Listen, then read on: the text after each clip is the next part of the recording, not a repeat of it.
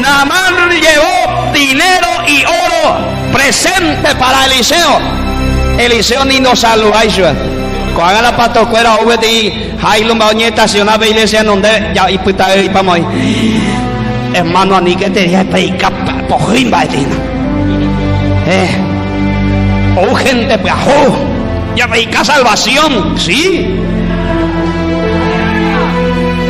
Oye, salvan, vuelve a predicar sobre la verdad y pecado en eso en Baepa.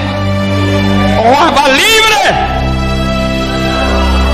Hay pastores corrompidos, hermano, o legician de mensaje, a ni que predicar doctrina, a ni que ñe santidades, a la ya predicado peso, gloria al Señor. Si no vamos a predicar doctrina y santidad, hermano, ¿qué vamos a hacer entonces en los púlpitos? Mejor, aleluya, ya, de vacaciones, gloria al Señor, porque si no predicamos santidad y doctrina, sin eso no hay salvación. Y si queremos predicar salvación, hay que decirle a la gente, viva en santidad, permanezca la doctrina, aleluya, para que sea salvo.